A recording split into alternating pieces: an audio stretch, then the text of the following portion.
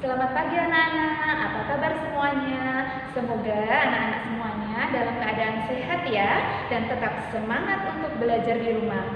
Nah, hari ini Bu Maliha akan mengajar di kelas 4. Anak-anak kelas 4 sudah siap ya mengikuti pelajaran agama Islam dengan Bu Maliha? Nah, sebelum kita memulai pembelajaran hari ini, alangkah baiknya jika kita semuanya berdoa terlebih dahulu. Mari kita melaksanakan doa sebelum belajar. A'udzu billahi minasyaitonir rajim. Bismillahirrahmanirrahim. Rabbi zidni ilma warzuqni fahma. Amin ya rabbal alamin.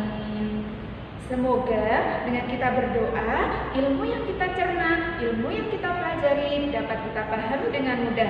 Dan apa yang kita pelajari bisa bermanfaat untuk kehidupan kita sehari-hari. Nah, anak-anak kelas 4 sudah siap ya masuk ke materi ya? Baik, hari ini adalah pertemuan pertama kita. Nah, kira-kira pelajaran apa ya, materi apa ya yang akan kita pelajari? Nah, di pertemuan pertama ini di kelas 4 kita akan belajar tentang Quran surat Al-Falaq. Nah, kira-kira anak-anak sudah hafal belum surat Al-Falaq? Sudah ya? Nah, kita akan melafalkan terlebih dahulu surat Al-Falaq bersama-sama. Bu Maliha bacakan ayat demi ayat. Nanti kalian tirukan ya di rumah ya, sambil kalian belajar bagaimana cara melafalkan yang baik dan benar. Kita belajar bersama-sama ya. Baik, yang pertama, anak-anak simak untuk ayat yang pertama surat Al-Falaq. Bismillahirrahmanirrahim. Qul a'udzu birabbil falaq. Silahkan ditirukan. Ayat yang kedua, min syarri ma khalaq. Ayat yang ketiga, wa min syarri ghasiqin idza waqab.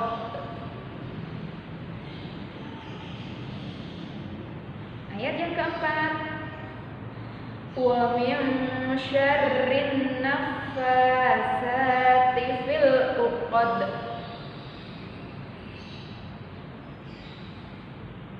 Ayat yang terakhir, wa min syarri hasidin idza hasad. Bisa ya? Nah, anak-anak, itu tadi surat Al-Falaq ayat 1 sampai 5. Di rumah nanti dihafalkan kembali ya. Baik, untuk yang selanjutnya, ketika anak-anak membaca surat Al-Falaq, silahkan diperhatikan huruf demi hurufnya. Pelafalan huruf harus benar.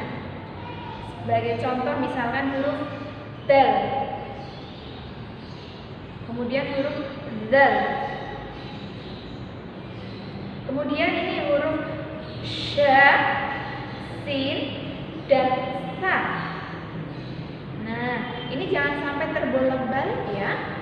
Huruf shin harus jelas, sin harus jelas, kemudian sa. Nah, ini harus benar pelafalannya. Nanti di rumah bersama orang tua, anak-anak coba melafalkan huruf-huruf yang tadi Bu Maliha sebutkan, agar ketika membaca Al-Quran tidak terbolak-balik. Selanjutnya nanti anak-anak setelah kita melafalkan surat Al-Falaq ayat 1 sampai 5, anak-anak silahkan di rumah belajar menulis surat Al-Falaq ya. Al-Falaq.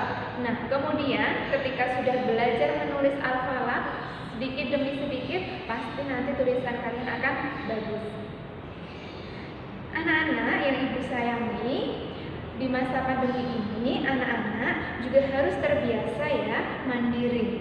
Nah, ketika kalian belajar, kemudian membaca Al-Quran, melaksanakan sholat, tidak perlu harus diminta oleh orang tua.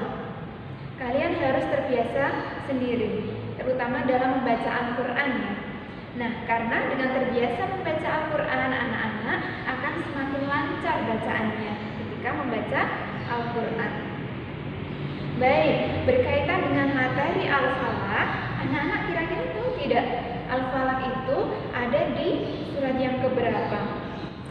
113, Bu. Betul sekali, ada di surat yang ke-113. Di dalam Al-Quran itu terdapat beberapa surat, sebanyak 114 surat. Nah, urutan Al-Falaq ini berada di urutan yang nomor 113. Anak-anak bisa mencari nanti di dalam Al-Quran, pasti akan menemukannya. Kemudian surat Al-Falaq ini oleh Allah Subhanahu wa Ta'ala ini turun di kota Mekah. Maka dari itu surat Al-Falaq merupakan surat golongan surat Makkiyah. Anak-anak yang ibu sayangi, dalam surat Al-Falaq ini memiliki arti. Al-Falaq itu artinya adalah waktu subuh. Nah, anak-anak sering tidak melaksanakan salat subuh ayo di rumah. Nah, tidak asing ya mendengar kata subuh ya. Semoga anak-anak terbiasa melaksanakan sholat lima waktu dengan baik. Nah, adapun pesan di dalam surat Al-Falaq, apa ya kira-kira ya pesannya? Kalau anak-anak kan sering membaca surat Al-Falaq pastinya ketika melaksanakan sholat, kalian pasti membaca Al-Falaq, salah satu surah di dalam Al-Quran. Kira-kira memiliki pesan apa ya? Dalam surat Al-Falaq ini memiliki pesan bahwasanya Allah Subhanahu wa Ta'ala memerintahkan kepada Nabi untuk beserta umatnya, Nabi Muhammad beserta umatnya untuk berlindung kepada Allah Subhanahu wa Ta'ala. Nah, dari berlindung dari apa? Tentunya berlindung dari berbagai macam kejahatan yang ada di dunia ini. Nah, sebagai umat Islam, pastinya banyak sekali godaan-godaan kita sebagai umat manusia. Nah, oleh karena itu, dalam surat Al-Falaq ini, Allah memerintahkan kita untuk selalu berlindung kepada Allah Subhanahu wa Ta'ala. Nah, pesan yang kedua, bahwasanya di dalam surat Al-Falaq ini Allah memerintahkan bahwa kita sebagai manusia tidak boleh melakukan atau meminta perlindungan kepada selain Allah Subhanahu wa Ta'ala. Misalkan anak-anak meminta pada pohon yang keramat, pohon yang besar, berdoa di situ, meminta pertolongan. Boleh tidak? Jelas tidak boleh. Karena itu termasuk bagian dari sifat syirik.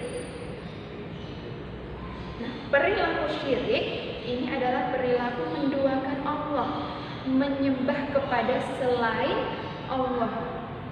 Nah, di dalam Islam tidak boleh melakukan perbuatan syirik. Karena apa?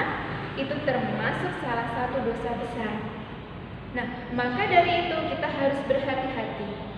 Allah sudah memerintahkan kita untuk meminta perlindungan kepada Allah. Kita berdoa kepada Allah, sehingga jangan sampai diri kita melakukan perbuatan syirik, agar kita tidak termasuk golongan orang-orang yang musyrik. Paham anak-anak? Paham ya? Nah, itu tadi adalah surat Al-Falaq. Silahkan nanti di rumah anak-anak dibaca berulang kali sampai bacaan kalian bagus, tepat. Cukup sekian ya materi dari Bu Maliha. Semangat belajar di rumah, jangan patah semangat. Meskipun di masa pandemi, anak-anak tetap harus belajar di rumah. Cukup sekian yang bisa Bu Maliha sampaikan. Semoga apa yang kita pelajari hari ini dapat bermanfaat di kemudian hari, dapat bermanfaat untuk kehidupan kita sehari-hari. Kita akhiri pertemuan kali ini dengan membaca bacaan hamdalah bersama-sama. Alhamdulillahirabbil rabbil alamin. Cukup sekian dari Bu Maliha. Semangat belajar di rumah anak-anak. Wassalamualaikum warahmatullahi wabarakatuh.